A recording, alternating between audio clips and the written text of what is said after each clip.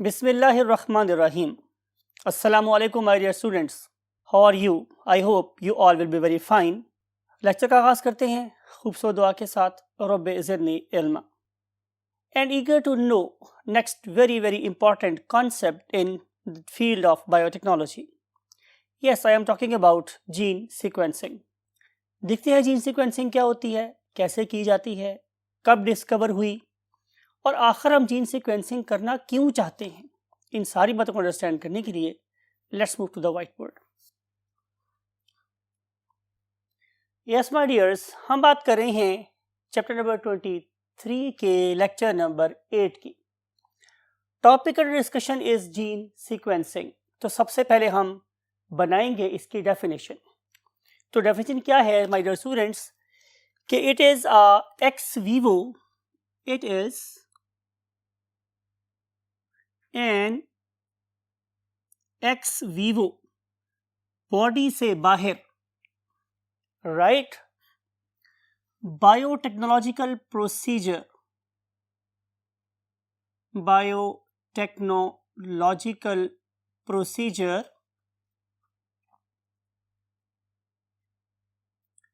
that is used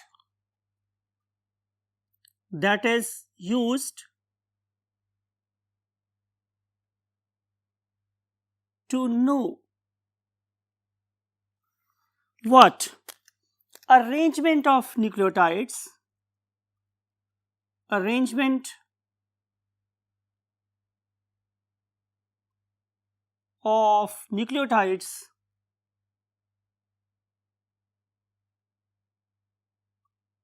in a given gene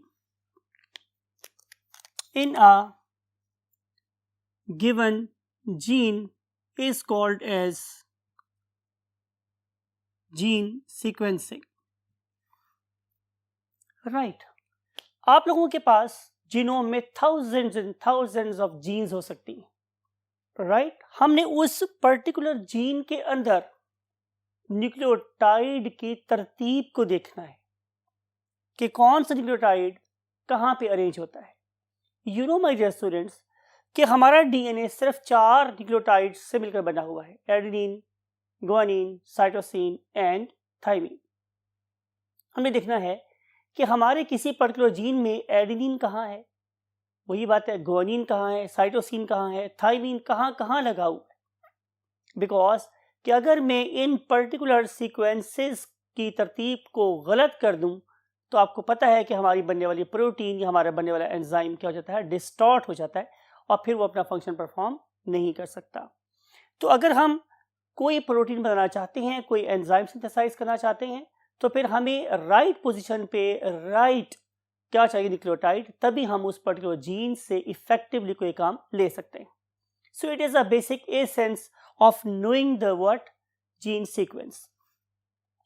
discovery कब हुई my dear students? 1970 की बात है, 1900 ज़्यादा पुरानी बात नहीं है, 1970 की बात है कि जब हम लोगों ने जीन सीक्वेंसिंग के लिए क्या किए, 2 मेथड्स डिस्कवर कर लिए. 2 मेथड्स, ऑलमोस्ट ओवरलैपिंग का पीरियड था. तो ये 2 मेथड्स कौन कौन से हैं, इनमें आखिर नया क्या था, ये अभी हम डिस्कस करेंगे. माय डियर स्टूडेंट्स, आपको ये बात पता है कि बहुत पहले से, यानी कि जेम्स डब्ल्यू वॉटसन और क्रिक से भी पहले हमारे जो बायोकेमिस्ट थे वो इस बात का अंदाजा कर चुके थे कि हमारे पास बेसिकली 4 नाइट्रोजनस बेसेस हैं, एडेनिन एंड गुआनिन, राइट, और cytosine and thymine. You know very well these 2 nitrogenous bases, they are larger in size and these 2 nitrogenous bases are smaller in size. Right? These are called as purines and these are called as pyrimidines. ये सारी बातें मैंने इसलिए की हैं ताकि आपको याद करवाऊं कि वॉटसन और क्रिक अपने मॉडल तक पहुंचने में इसीलिए कामयाब हुए थे कि उन्हें इस बात का अंदाजा था कि हमारे डीएनए के अंदर एडेनिन और गुआनिन की कॉन्सेंट्रेशन हमेशा साइटोसिन और थाइमिन की कॉन्सेंट्रेशन के बराबर होती है. यानी कि हमें एडेनिन की परसेंटेज, गुआनिन की परसेंटेज, साइटोसिन की परसेंटेज और थाइमिन की परसेंटेज तो पहले से पता थी. Then what was the new क्या था हमारे पास इस पर्टिकुलर मेथड में? जैसे मैंने पहले अर्ज की आप लोगों से कि नई चीज़ ये थी कि हमें सिर्फ ये नहीं पहचानना था कि इसमें एडेनिन कितनी है या ग्वानिन कितनी है, साइटोसिन कितनी है, थाइमिन कितनी है। हमें जानना ये था कि एडेनिन हमारे न्यूक्लियोटाइड के सीक्वेंस में कहाँ मौजूद है। It was the new achievement. Guanine कहाँ कहाँ मौजूद है हमारे सीक्वेंस में, साइटोसिन कहाँ कहाँ मौजूद है, थाइमिन कहाँ कहाँ मौजूद है। इस चीज को अनलॉक करना, इसको फाइंड करना, ये basically it was the new thing, it was the new achievement, right. सवाल ये है कि हम लोगों ने ये वाला काम कैसे किया, हाउ दे डिड इट। तो इसका आंसर मेरे पास ये है कि इस पर्पस के लिए सबसे पहले दुनिया के चंद नहीं बल्कि बहुत से ज़हीन लोग आपस में मिले और उन्होंने ये कहा कि हमें सबसे पहले एक टेम्पलेट डीएनए सिंथेसाइज करना चाहिए। तो जो सबसे पहला काम ये था वो ये था कि उन्होंने एक आर्टिफिशियल डीएनए नोन सीक्वेंस का अपनी लैब में सिंथेसाइज किया। तो पहला काम ये था, first step was to synthesise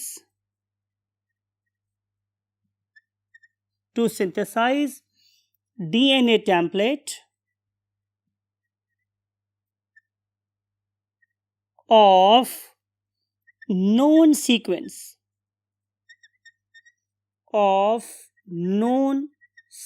भाई जिसका हमें सीक्वेंस पहले से पता है, जाहिर है मैं उसी के सीक्वेंस को ट्राई कर सकता हूँ, टेस्ट कर सकता हूँ।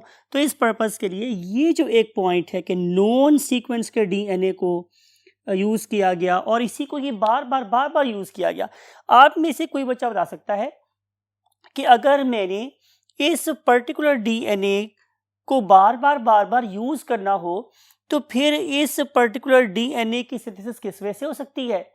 बिल्कुल ठीक, आप कहेंगे सर चूंकि हम लोगों ने इसकी सीक्वेंस को कंजर्व रखना है और इसकी हमने बहुत सारी कॉपीज बनानी है, क्योंकि मैं इसे बार यूज करना चाह रहा हूं, तो उस पर्पस के लिए मुझे करना पड़ेगा पीसीआर। तो जाहिर है हमने सेम टेम्पलेट या सेम डीएनए की मल्टीपल कॉपीज कैसे बनाई? Definitely using PCR. Using what? PCR. आपको याद है कि हमने लास्ट आर्टिकल से पहले वाले आर्टिकल में पीसीआर को बहुत डिटेल से सीखा था कि उसमें हम क्या क्या डालते हैं और उसका वर्किंग प्रिंसिपल क्या होता है। तो उसी प्रिंसिपल को यूज करते हुए हमने एक नोन, मैं बार बार बोल रहा हूं, एक नोन सीक्वेंस के डीएनए की मल्टीपल कॉपीज बना ली। बताता हूं आप लोगों को कि आखिर हम लोग इस पर्टिकुलर डीएनए को क्यों इतनी ज्यादा इंपॉर्टेंस दे रहे हैं। इस पर्पस के लिए we have to go to the next part of the board. Yes, my dear students, आइए देखते हैं कि इन पर्टिकुलर प्रोसीजर्स के कौन से 3 मेन पॉइंट्स हैं, राइट। तो पहला मेरे पास पॉइंट है माय डियर स्टूडेंट्स कि टू जनरेट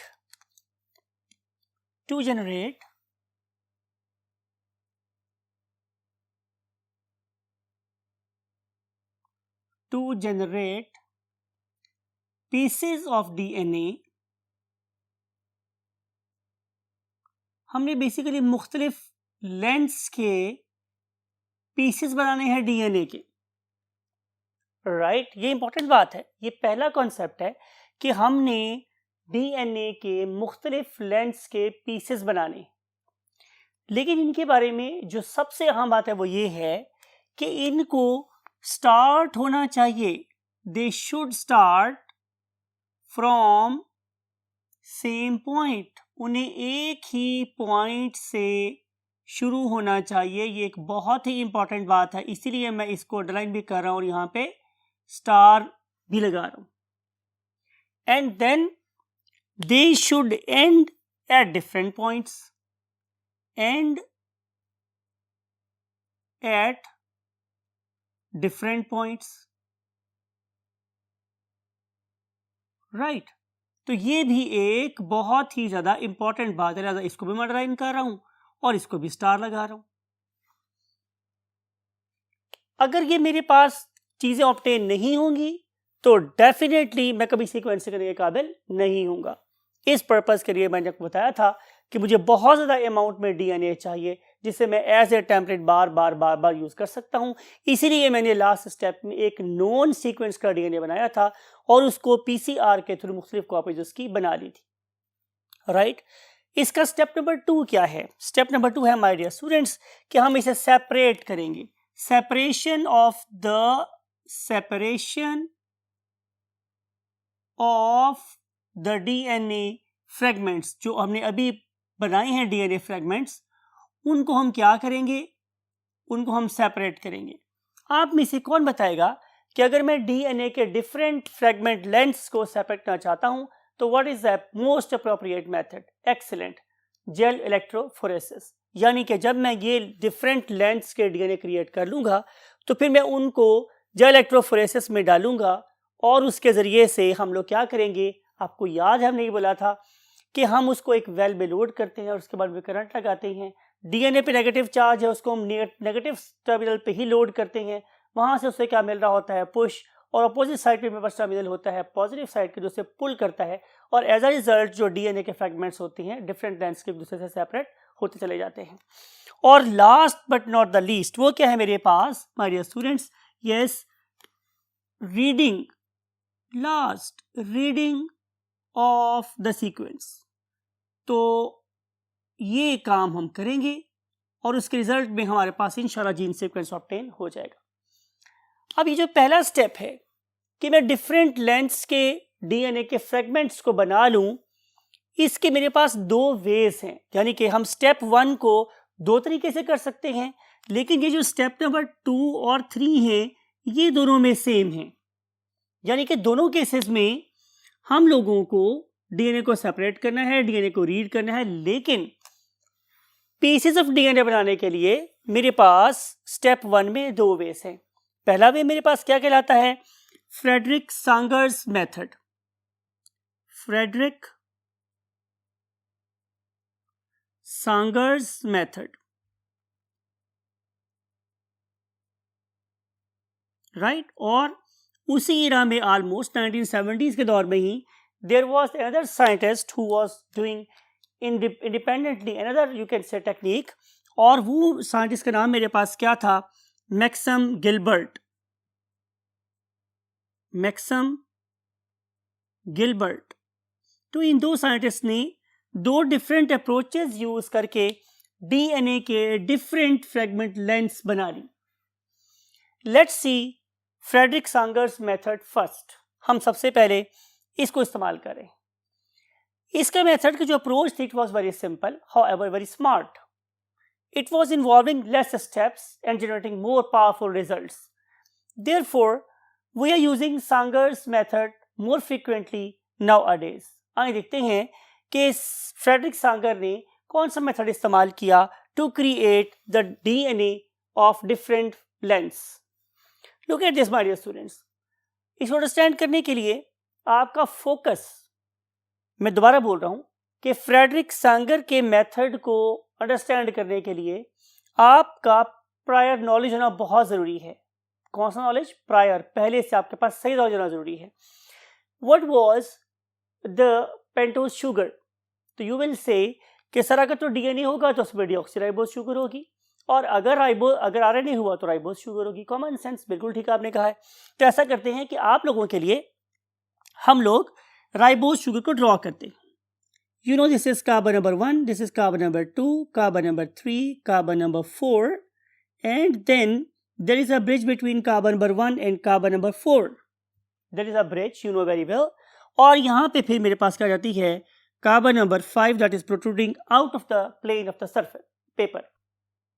अब ये जो मेरे पास कार्बन नंबर 2 है, यहाँ पे क्या प्रेजेंट होता है? H and OH। और कार्बन नंबर 3 पे क्या प्रेजेंट होता है? यहाँ पर भी प्रेजेंट होता है H और OH। H और OH।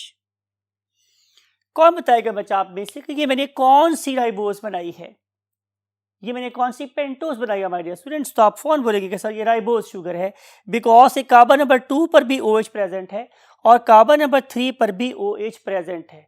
जब दोनों जगह OH प्रेजेंट हो तो हम इसे बोलेंगे कि it is a ribose sugar.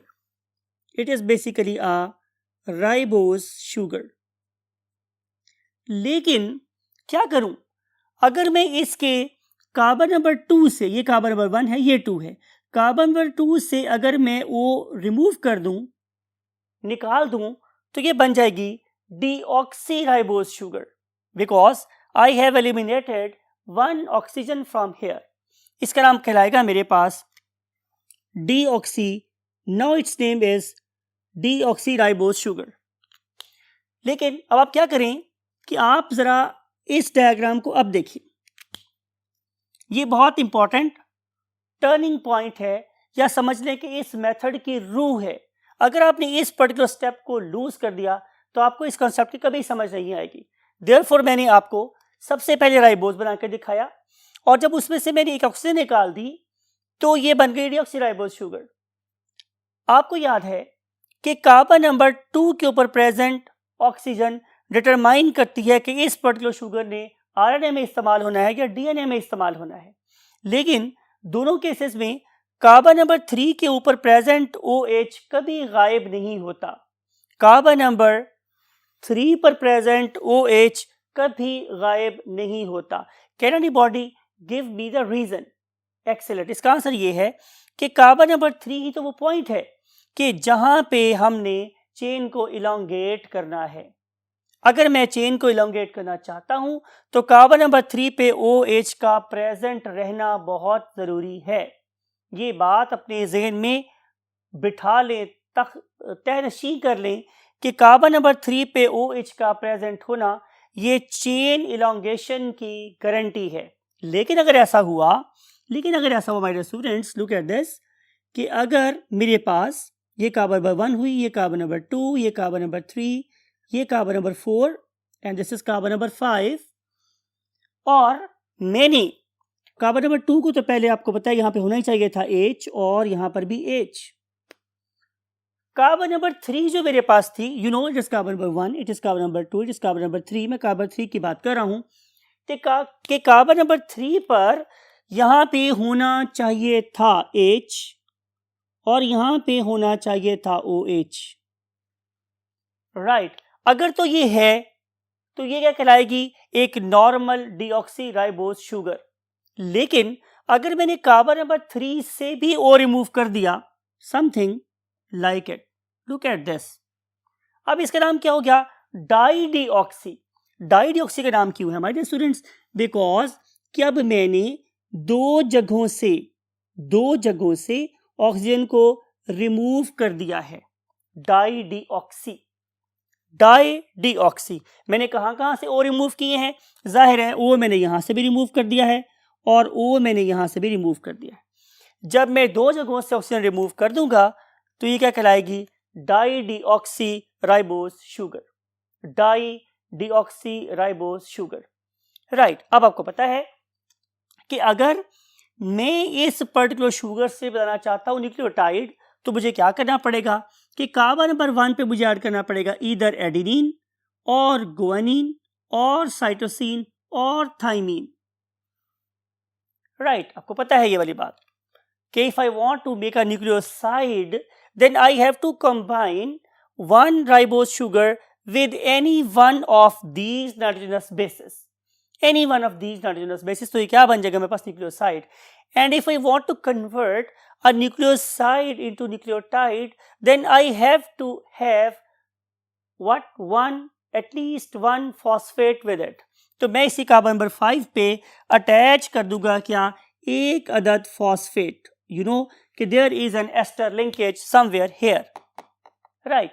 और अगर मैं क्या चाहता हूं कि मैं इसे एक्टिवेटेड फॉर्म में ले जाऊं तो मुझे इसके साथ दो फॉस्फेट और अटैच करना पड़ेंगे। क्या करना पड़ेगा स्टूडेंट्स? दो फॉस्फेट और अटैच करना पड़ेंगे, राइट। इसके रिजल्ट में यहां तक ये बना था से ATP, यहां तक बन गया ये ADP और यहां तक ये बन गया ATP। ये पढ़ी लिखी बात है, पता है आप लोगों को, नई बात नहीं है। हम करते क्या हैं कि हम इस पर्टिकुलर राइबोज शुगर को इस्तेमाल करके क्या बनाते हैं? डाईडीऑक्सी ATP, राइट। फिर हम क्या करते हैं? हम इसको इस्तेमाल करते हैं डाईडीऑक्सी GTP बनाने में।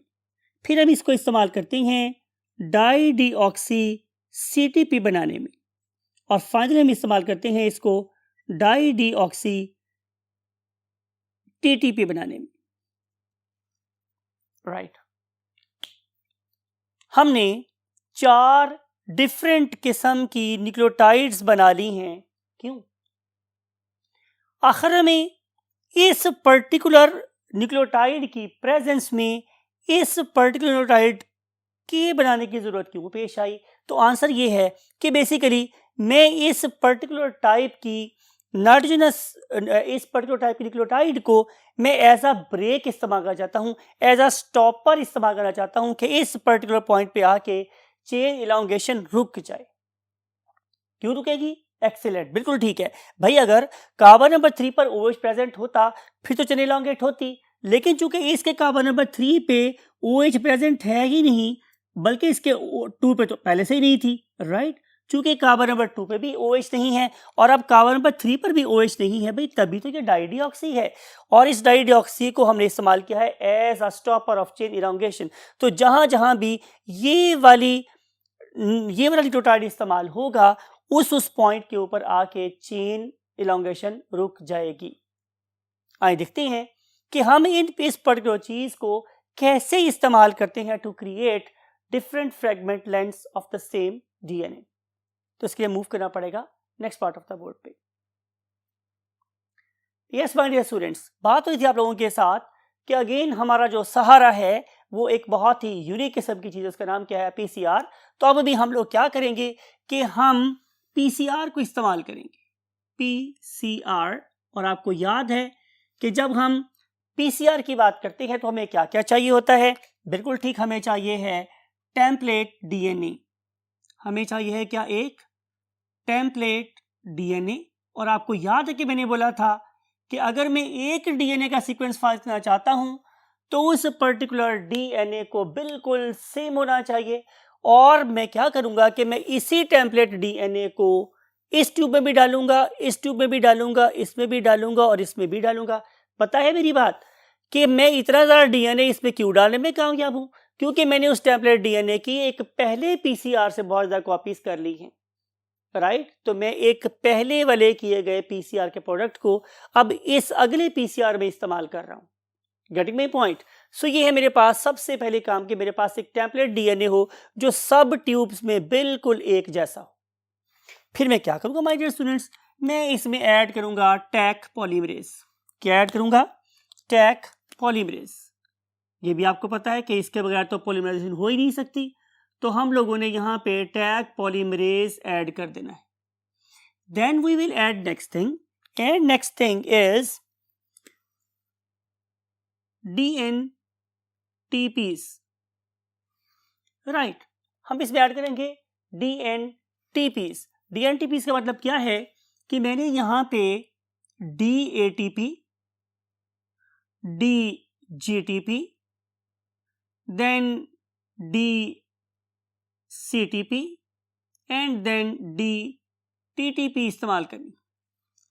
What are these things?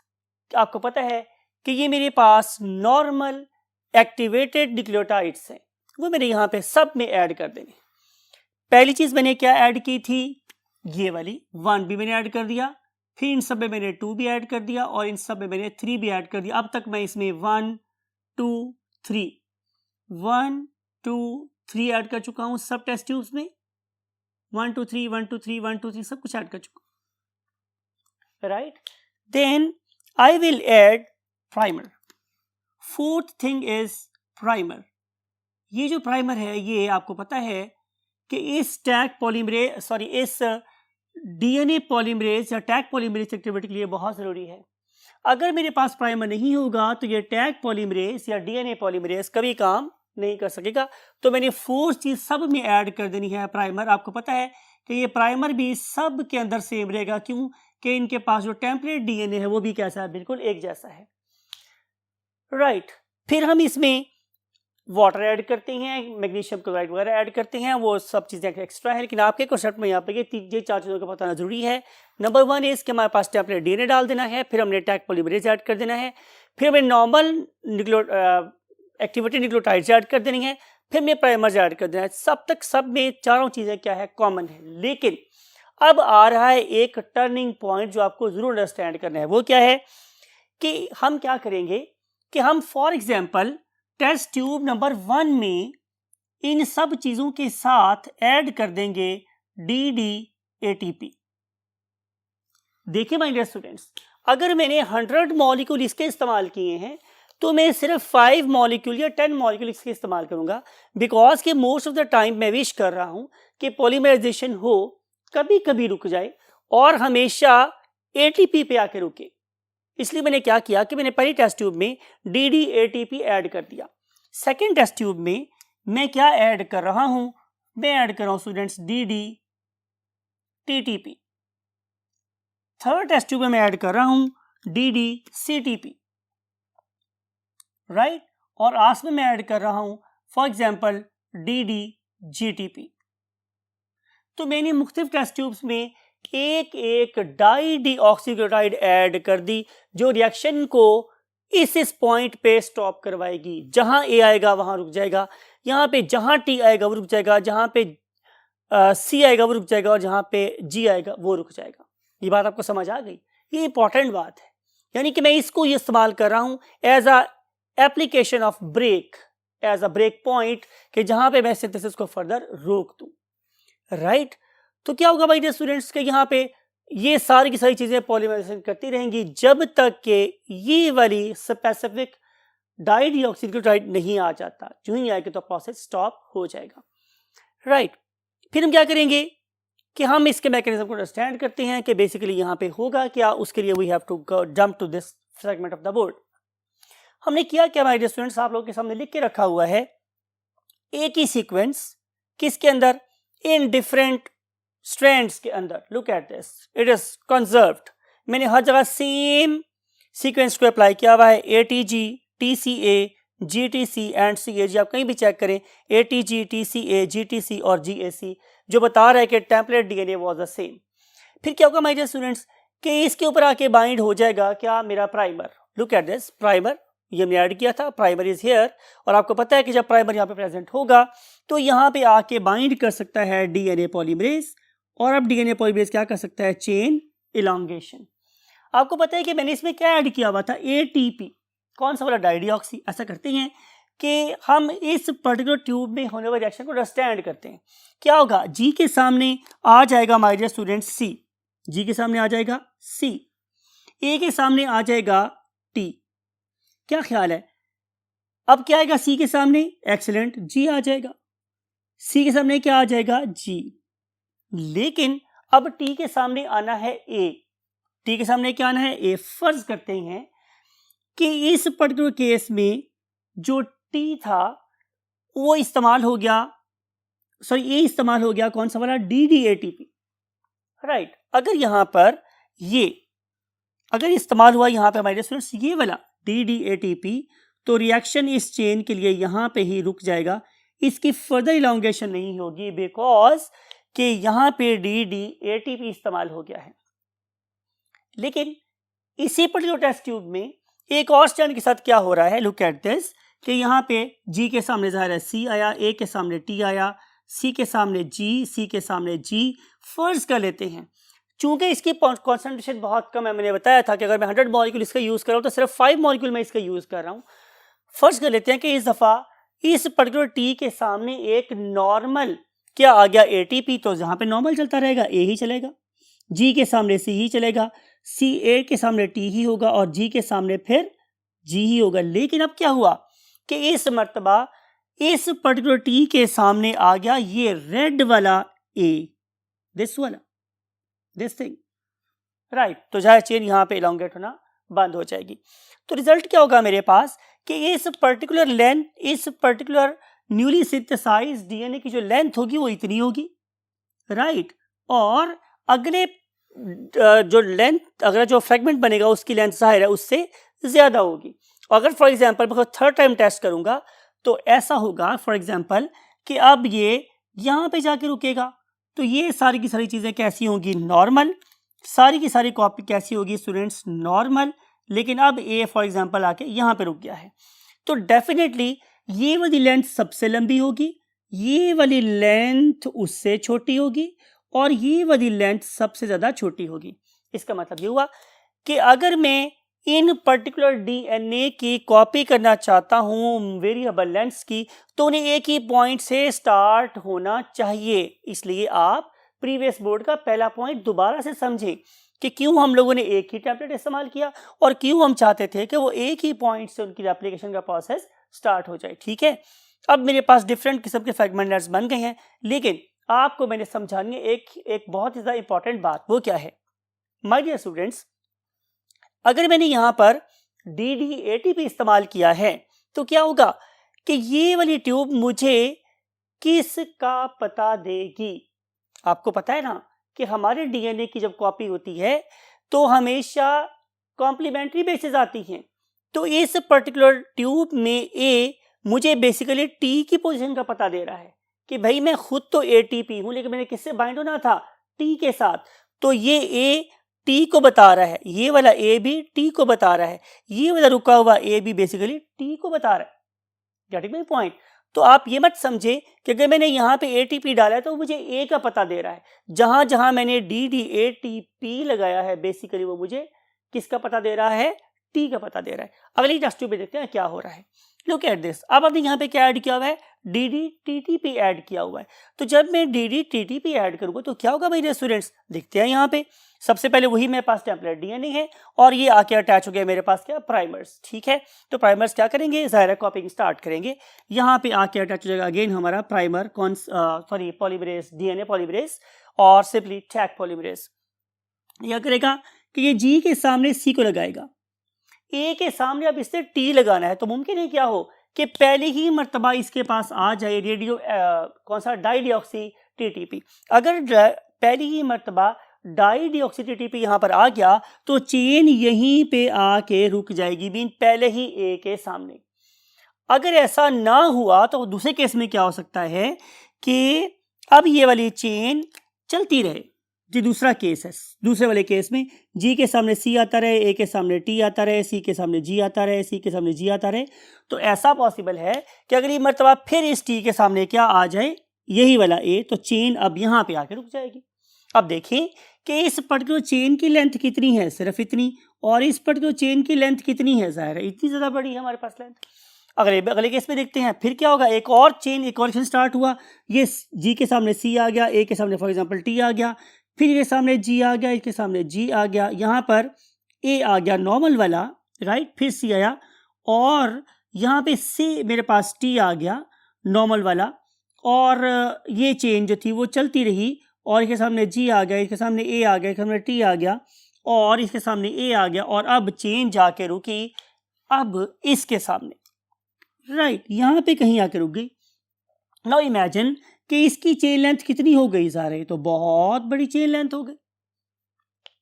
इसका मतलब ये होगा कि ये एट रैंडम है, ये एट रैंडम है कि किस वक्त ये वाली DDTTP इस चेन को रोक दे। मुमकिन है यही प्रोसेस चलता रहे 10 दफा, 11वीं दफा ये वाला प्रोसेस स्टार्ट हो जाए। आपको पता है साइकिल्स लगाए थे, तो मुमकिन है पहली दफा ये हो जाए, 10वीं दफा ये वाला प्रोसेस हो जाए, 22वीं दफा ये वाला प्रोसेस हो जाए। साइकिल चल रहे हैं मेरे पास। तो ये डिफरेंट पॉलीमराइजेशन के प्रोसेस में डिफरेंट पॉइंट्स में इस्तेमाल होती है डाईडिऑक्सी, और वो पॉलीमराइजेशन के प्रोसेस को रोक के डिफरेंट लेंथ्स के डीएनए फ्रेगमेंट्स बना देती। तो ये थी सबसे इंपॉर्टेंट अंडरस्टैंडिंग कि how this particular dideoxy basically stop the process of you can say replication. जब प्रोसेस ऑफ रेप्लिकेशन रुक जाएगा, जब भी प्रोसेस ऑफ रेप्लिकेशन रुक जाएगा तो जाहिर है इस पर्टिकुलर चीज ने अपनी कॉम्प्लीमेंट्री बेस की प्रेजेंस को शो करना है। ये एक और इंपॉर्टेंट टिप है आपके पास। ठीक है, अब देखते हैं कि इसने तो बना के दे दिए हमें मुख्तलिफ fragment lengths of the DNA. अब हम देखते हैं कि मैक्सम गैल्बर्ट साहब ने क्या किया और उन्होंने क्या प्रोसेस इस्तेमाल किया। Look at this. अब हम बात कर रहे हैं मैक्सम गैल्बर्ट मेथड की। अब जो मैक्सम गैल्बर्ट मेथड है उसके अंदर, जैसे मैंने बोला था, ये ज़्यादा कॉम्प्लिकेटेड है, ज़्यादा इन्वॉल्व है इसके अंदर रिडक्टिविटी, इसलिए हम आमतौर पर इसको इस्तेमाल नहीं करते। तो सबसे पहला काम मैं बता रहा हूँ आप लोगों को वो ये है कि मैक्सम गैल्बर्ट ने सबसे पहले एक रेडियो एक्टिव लेबल इस्तेमाल किया। क्या इस्तेमाल किया स्टूडेंट्स? रेडियो एक्टिव लेबल इस्तेमाल किया। राइट। फिर उसके बाद इस रिडक्टिव लेबल के को यूज करने के बाद उसने डीएनए को प्योरीफाई किया। It means second step was purification of DNA, right. फिर उसके बाद माय डियर स्टूडेंट्स उन्होंने क्या किया कि डीएनए को प्योरीफाई करने के बाद उन्होंने डिफरेंट जगहों के ऊपर जो डिफरेंट किस्म की नाइट्रोजनस बेसिस थी उनको क्या किया, मॉडिफाई कर दिया। ठीक है, तो next step was modification, next step was modification of nitrogenous bases, मैं सिंपल लिख रहा हूं एनबीज, राइट। कैसे की? फॉर एग्जाम्पल कि अगर आप लोग बात कर रहे हैं प्यूरिन की, आपको पता है प्यूरिन्स क्या होती हैं, large nitrogenous bases, for example A and G. जब उन्होंने उसको मॉडिफाई करना होता था तो वो इस्तेमाल करते थे क्या, फॉर्मिक एसिड। क्या इस्तेमाल करते थे? Formic acid. तो फॉर्मिक एसिड उसको क्या करता था, मॉडिफाई कर देता था। और जब हमने इस्तेमाल करनी थी क्या, पिरिमिडीन्स, तो पिरिमिडीन्स के लिए आपको पता ना क्या थी पिरिमिडीन्स, पिरिमिडीन्स और डाइन्स whatever you want to say, वो इस्तेमाल करते थे हाइड्राजीन। क्या इस्तेमाल करते थे? Hydrazine, right. इसकी वजह से जो डीएनए था वो मॉडिफाई होने की वजह से क्या, डिफरेंट जगहों से कमजोर हो जाता था, राइट। बिकॉज कि नॉर्मल पोजीशन पे नॉर्मल नाइट्रोजनस बेस ही डीएनए की स्ट्रेंथ की जामिन है, लेकिन जब मैं उस पर्टिकुलर नाइट्रोजनस बेस को मॉडिफाई कर देता हूं इधर यूजिंग फॉर्मिक एसिड और हाइड्राजीन, तो वो पर्टिकुलर डीएनए उन मॉडिफाइड बेसिस की जगह से कमजोर हो जाता था। तो फिर हम क्या करते थे, हम उसको तोड़ते थे, काटते थे। कैसे? हम उसे क्लीव करते थे, डीएनए की cleaving of DNA using hot पिपराडाइन,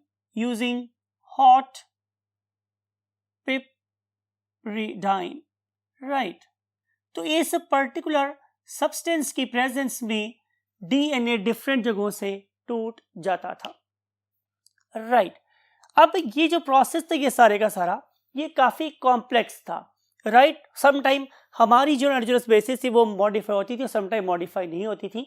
तो इस पर्पस के लिए ये बहुत ज़्यादा रिलायबल मेथड नहीं समझा गया। देयरफॉर आज का साइंटिस्ट या आज की जितनी भी टेक्नोलॉजी है वो सारी की सारी फ्रेडरिक सांगर के मेथड को इस्तेमाल करती है। That is basically based on the use of dideoxynucleotides instead of normal nucleotides at a certain points.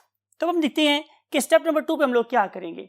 मेरे पास पीसीआर के थ्रू या इस प्रोसेस के थ्रू डिफरेंट लेंथ्स के क्या आ गए हैं, फ्रेगमेंट्स आ गए हैं। तो हम क्या करेंगे, हम इनको सेपरेट करेंगे।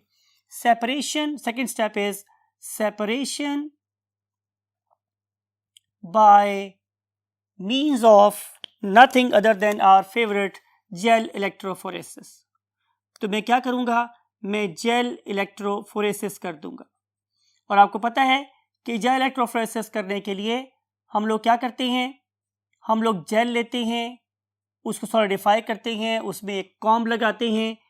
जब जेल सॉलिडिफाई हो जाती है तो उसके अंदर इस तरह के ग्रूव्स बन जाते हैं, उनमें छोटे छोटे वेल बन जाते हैं, राइट। ये वेल्स बन जाते हैं, ठीक है। ये जेल, जैसे आपको याद होगा मामा जब घर में जेली बनाती हैं तो वो जेली पहले एक सिंपल सा पाउडर होता है, फिर उस पाउडर को हम पानी में डालते हैं, उसे हम गर्म करते हैं, गर्म करने के बाद हम उसको जिस चीज में मिलाकर ठंडा करते हैं वो उसकी शेप ले लेता है।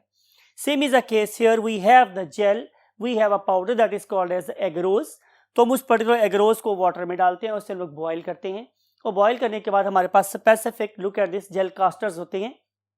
उन पर्टिकुलर जेल कास्टर्स को दो तरफ से बंद करके उसमें जेल भर देते हैं, और जेल भरने के फौरन बाद हम उसमें एक कॉम अटैच कर देते हैं। और ये वाली कॉम हम कोशिश करते हैं कि जो बॉटम है थोड़ी सी ऊपर रहे, ताकि नीचे से भी जेल ना टूट जाए, हमारा सारा डीएनए नीचे से ही ना ज़ाया हो जाए। तो इस पर्टिकुलर स्पेसिफिक और वेरी सोफिस्टिकेटेड अरेंजमेंट के बाद ये वाली जेल जो है वो सॉलिडिफाई हो जाती है। तो हम क्या करते हैं, लुक एट दिस, कि हम इस कॉम को बहुत डेलिकेटली बाहर निकाल लेते हैं। तो लुक एट दिस, हमने आपको मैग्नीफाई करके दिखा रहे हैं कि अब इस पर्टिकुलर जेल के अंदर आपको वो छोटी छोटी खाली जगह नज़र आ रही हैं जहाँ पे हम डीएनए को लोड कर सकते हैं। हम अपनी इस पर्टिकुलर टेक्नोलॉजी में उसे वेल बोलते हैं, राइट, कुआं बोलते हैं, कि जिसके अंदर हम बेसिकली डीएनए को लोड करते हैं। तो ये जो डीएनए के पीसेस हैं ये बहुत हल्के हो सकते हैं, तो इन पर्टिकुलर हल्के डीएनए के पीसेस को यहाँ से बाहर निकलने से बचाने के लिए हमारे पास प्रॉपर स्पेसिफिक किस्म की डाइज होती हैं, जिन्हें हम लोग डीएनए बाइंडिंग डाइज बोलते हैं। यूजुअली वो ब्लू कलर की होती हैं और ये हैवी होने की वजह से डीएनए को यहाँ से बाहर नहीं आने देती। Getting my point? तो हम लोग क्या करते हैं कि हम माइक्रोपाइपेट से इन पर्टिकुलर वेल्स के अंदर DNA binded with DNA loading dye load कर देते हैं। लोड करने के बाद हम क्या करेंगे कि हम इस पर्टिकुलर कास्टर को किसी खास वे में उस पर्टिकुलर टैंक में रखते हैं that is already filled with the gel buffer. ठीक है, हम क्या करेंगे कि वेरिएबल बहुत दफा बताया आप लोगों को कि हमारे डीएनए पर नेगेटिव चार्ज होता है, तो हम इस नेगेटिव चार्ज वाले एंड पर लुक एट दिस कि अगर मुझे ये कहा जाए कि यहाँ पे आपको कुछ बना के दिखाया जाए तो I would like to show it as for example कि ये मेरे पास एक बैटरी है, it is something like a battery, right. ये मेरे पास एक बैटरी है और ये बैटरी की मेरे पास दो टर्मिनल्स हैं, one of them is negative, say it is negative and it is the positive terminal of the battery. It is usually 12 volt battery, हम आमतौर पर इसके ऊपर ही काम कर रहे होते हैं 12 वोल्ट बैटरी के ऊपर। तो हम क्या करेंगे कि हम एक इलेक्ट्रोड जो कि एक वायर की फॉर्म में होता है उसे हम इस साइड पे प्लेस कर देते हैं और उसका लिंक कर देते हैं किसके साथ, जाहिर है नेगेटिव टर्मिनल के साथ, समथिंग लाइक इट, राइट। अब ये वाला नेगेटिव चार्ज इस पर्टिकुलर डीएनए के ऊपर जब अफेक्ट होगा तो वो इसे इस तरफ से पुश करेगा। ये डीएनए पुश हो रहा है और इस पर्टिकुलर बैटरी के पॉजिटिव टर्मिनल को मैंने क्या किया है कि मैंने अटैच कर दिया है at the base something like it. तो ये भी एक इलेक्ट्रोड है और ये लंबा सा जो इलेक्ट्रोड है it is basically attracting DNA because DNA पे नेगेटिव चार्ज है। इसका मतलब है कि जेल इलेक्ट्रोफोरेसिस के अंदर हम डीएनए की तरफ से धक्का दे रहे होते हैं और दूसरी तरफ से हम खींच रहे होते हैं, राइट। और इसके रिजल्ट में ज़रा जो डीएनए है वो क्या करेगा, वो लेंथ के हिसाब से क्या हो जाएगा, सेपरेट हो जाएगा। आपको पता है कि छोटी चीज़ को खींचना आसान है, राइट। तो जब same current different fragment length पर अप्लाई करेगा तो जो सबसे छोटा पीस होगा वो सबसे पहले नीचे जाएगा, उससे बड़ा उससे ऊपर होगा, उससे बड़ा उसके ऊपर होगा, जो सबसे बड़ा पीस होगा वो हमारे पास सबसे ऊपर होगा। तो ये बेसिकली हमारी जेल इलेक्ट्रोफोरेसिस का प्रिंसिपल है। तो जब हमने जेल इलेक्ट्रोफोरेसिस की अपने वाले डीएनए की जो हमने शुरू में लिखा था आप लोगों के साथ, तो मुझे ये पता चला कि ये डायग्राम, ये शक्ल बन गई मेरे पास जेल इलेक्ट्रोफोरेसिस की। आपको पता है कि ये जो डीएनए है ये मुझे चमकता हुआ नजर आता है बिकॉज कि हमने इस पर्टिकुलर डीएनए को विजिबल बनाने के लिए इसके साथ एक फ्लोरेसेंट डाई बाइंड की होती है, that is called as ethidium bromide. अगर मैं यहाँ पे इथिडियम ब्रोमाइड बाइंड ना करूँ तो डीएनए मुझे विजिबल नहीं होगा। इसका मतलब ये है कि जो चीज़ हम देख रहे होते हैं बेसिकली फ्लोरेसेंट जो हमें बैंड नजर आ रहा होता है वो बेसिकली डीएनए नहीं होता, वो डीएनए के साथ बाइंडेड इथिडियम ब्रोमाइड होती है। Getting my point? तो ये फ्लोरेसेंट मेरे पास यू कैन से एरियाज जो हैं ये डिपिक्ट कर रहे हैं कि यहाँ पे डीएनए प्रेजेंट है, राइट। अब हम क्या करेंगे कि ये सारे काम करने के बाद हम आते हैं स्टेप नंबर 3 पे। वो क्या है कि आपने इस पर्टिकुलर जेल को बाद में ले जाना है किसके ऊपर, एक जेल डॉक पे। Gel doc is basically an apparatus that is going to take the pictures of your gels, whatever आप रिसर्च करते हो। तो रिसर्च करने के बाद आपके पास जेल आ जाती है, उस जेल को आप उठाते हो, उठाने के बाद एक जेल डॉक्यूमेंट्री apparatus होता है उसमें आप डाल देते हो और उसके बाद आप लोगों को उसकी तस्वीर मिल जाती है। तो अब आप लोग उस पर्टिकुलर तस्वीर के ऊपर काम कर सकते हो। इमेजिन कर लो कि ये वो तस्वीर है जो मेरे पास आ गई और अब मैं उसको आपको पढ़ना सिखा रहा हूँ, राइट। तो हम देखते हैं कि हम इसे रीड कैसे करते हैं। तो उसका आंसर ये है माय डियर स्टूडेंट्स कि हम सबसे पहले देखते हैं कि हमने इन पर्टिकुलर वेल्स में हमने क्या क्या ऐड किया हुआ। तो यहाँ पे मैंने जो ट्यूब ऐड की थी it was basically showing me presence of A. इसका मतलब है मैंने यहाँ पे टी वाले ट्यूब के इंग्रेडिएंट्स ऐड किए हुए हैं। तो आपने याद रखना है ये वाली कि ये मुझे जो ए बता रही है बेसिकली वो मैंने टी ऐड की थी, और जहाँ मुझे प्रेजेंस ऑफ टी का पता चल रहा है डेफिनेटली वहाँ पे मैंने ट्यूब ए वाली ऐड की थी। और जो मुझे सी के बारे में बता रही है वहाँ पे बेसिकली मैंने GTP ऐड की थी, GTP ऐड की हुई थी, राइट। और जो मुझे जी के बारे में बता रही है वहाँ पे मैंने बेसिकली CTP ऐड किया हुआ था। I think it is very much clear now. तो ये पर्टिकुलर ट्यूब्स मुझे अपनी ऑपोजिट कॉम्प्लीमेंट्री बेस की प्रेजेंस के बारे में बता रही हैं। ये बात मैंने बहुत दफ़ा आपको रीइंफोर्स कर दी है बार बार। नाउ लुक एट दिस कि हम इस पर्टिकुलर डायग्राम को रीड कैसे करते हैं। शुरू से लेके हम ऐसे ही काम करते रहे जब तक कि हमारे पास ऑटोमेटेड मशीन्स नहीं आ गई थी। आइए देखते हैं इसको कैसे रीड करते हैं। मैंने आपको बताया सबसे छोटा बेस पर होगा, तो सबसे पहला न्यूक्लियोटाइड भी वही होगा जो सबसे छोटे साइज के प्रेजेंट होगा। तो लुक एट दिस, जब मैंने लिखना शुरू किया तो सबसे पहले लुक एट दिस, सबसे पहले मेरी मुलाकात किससे हुई? इस पर्टिकुलर बैंड के साथ। तो look at this, what is the name of this particular column? इस कॉलम का नाम है मेरे पास ए। तो मैं क्या करूंगा कि मैं यहाँ पे सबसे पहले ए लिख दूंगा, right. Then we will move up, अब ऊपर मूव करेंगे। तो मेरी मुलाकात अब किससे हो रही है? देखिए इस कॉलम में कुछ नहीं है, इसमें भी कुछ नहीं है, इसमें भी कुछ नहीं है, सिर्फ और सिर्फ मेरे पास टी वाले कॉलम में एक बैंड आया हुआ है, तो मैं यहाँ पे टी लिख दूंगा। नेक्स्ट जब मैं इसे मूव करता हूँ अपवर्ड, तो फिर मेरी मुलाकात किससे हो रही है? इस बैंड से। ये किस खाने में है? जी के खाने में, right. Next I would see the T, next I would see the C, right. और अब मेरे पास क्या आ गया my dear students? A. Then I would see the G, then I will find T, then I will see the सी।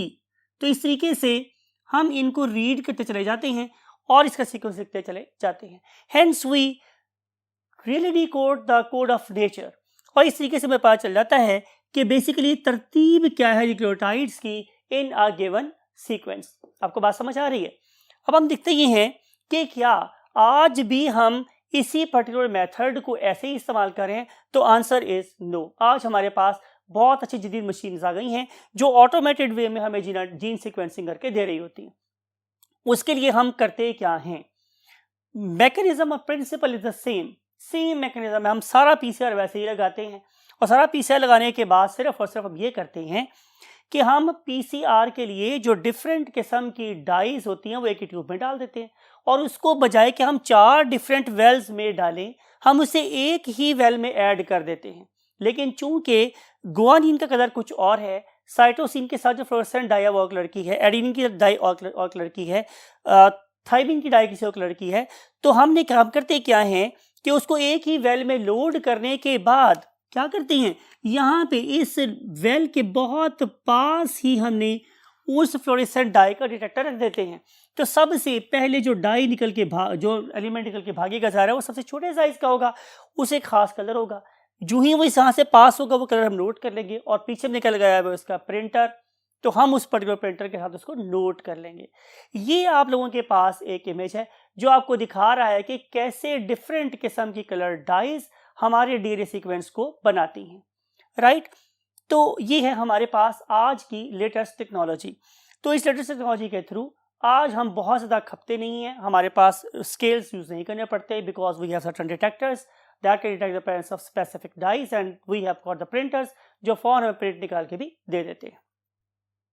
इस सारी sophisticated technology से हमने अचीव क्या किया है उसको अंडरस्टैंड करने के लिए हम अपने इस बोर्ड के लास्ट कॉलम में मूव करते हैं और देखते हैं कि वहां क्या क्या है।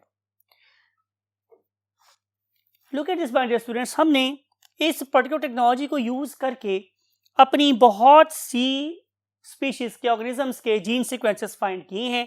For example we have used viruses. हमने बहुत से वायरसेस के जीन सीक्वेंसेस फाइंड कर लिए हैं।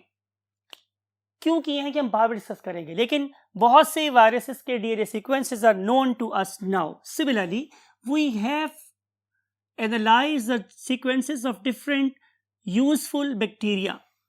फॉर एग्जाम्पल आपको पता है कि हमारे लिए इकोलाई एक बहुत ही मशहूर चीज़ है, हम उससे बहुत ज़्यादा रिसर्च करते हैं, तो हमने उस पर्टिकुलर बैक्टीरिया के सीक्वेंसेस को ऑल टुगेदर अनलॉक कर लिया है। Then another very important organism that we use the research of the you can say biotechnology, वो कहता है यैक, यीस्ट आर्टिफिशियल क्रोमोसोम। आपको याद होगा, तो हमने यीस्ट के सीक्वेंसेस भी क्या कर लिए हैं, ऑब्टेन कर लिए हैं। फिर हमने बात को यहाँ नहीं रोका, बल्कि हमने प्लांट की बॉडी से ऑब्टेन होने वाले क्लोरोप्लास्ट को भी सीक्वेंस कर लिया। इससे मिलता जुलता एक ऑर्गेनल प्लांट बॉडी में भी था, उसका नाम क्या था, माइटोकॉन्ड्रिया। तो हमने एनिमल्स के माइटोकॉन्ड्रिया के डीएनए को भी सीक्वेंस कर लिया। देन पूरी जेनेटिक्स में हम एक ऑर्गेनिज्म पे बहुत ज़्यादा रिसर्च करते रहे हैं, क्रॉस करते रहे हैं। That was nothing other then Drosophila melanogaster. तो हमने ड्रोसोफिला मेलानोगास्टर को भी सीक्वेंस कर लिया, पूरा सीक्वेंस कर लिया। फिर हमारे पास एक मॉडल प्लांट है, उस पर्टिकुलर मॉडल प्लांट को हम नाम देते हैं अरेबिडोप्सिस, राइट। इसको हमने यूज किया। हमने डिफरेंट किस्म की माउस लेके उनको सीक्वेंस कर लिया, हमने ह्यूमन को लेके सीक्वेंस कर लिया, और फाइनली हम लोगों ने उनको क्यों छोड़ा जो हमारे दुश्मन हैं, तो हम लोगों ने ह्यूमन पैथोजेंस को भी लेकर सीक्वेंस कर लिया, राइट। तो हम लोगों ने डिफरेंट किस्म के ऑर्गेनिजम्स को सीक्वेंस इसलिए किया ताकि हम देखें कि अगर मैं इस ऑर्गेनिज्म की पैथोजेनेसिटी को ब्रेक करना चाहता हूं तो मुझे क्या करना पड़ेगा। अगर मेरे पास एक वायरस है, मैं साइकिल ब्रेक करना चाहता हूं तो उसके लिए हमें क्या क्या पापड़ बेलने पड़ेंगे। सिमिलरली अगर मैं प्लांट में कोई मॉडिफिकेशन करना चाहता हूं, मैं उसकी यील्ड बढ़ाना चाह रहा हूं, तो मुझे क्या करना पड़ेगा, ब्ला ब्ला ब्ला। इस तरह की बहुत सारी चीज़ें हम कर सकते हैं और करते रहते हैं और करते रहेंगे for the welfare of human beings. मैं हमेशा आपसे ये कहता हूँ कि आप जो भी इल्म हासिल करें, आप कोशिश ये करें कि उससे इंसानियत का भला करने का सोचें, इस दुआ के साथ कि आप इस सारे इल्म को इंसान के फ़ायदे के लिए इस्तेमाल कर सकते हो। I want a pray for you कि आप अपने वालिदैन का बहुत ज़्यादा ख्याल रखने में कामयाब हों, और जब कभी भी दुआ करें हमें भी याद रखिएगा। आई वॉन्ट टू से यू अल्लाह हाफ़िज़।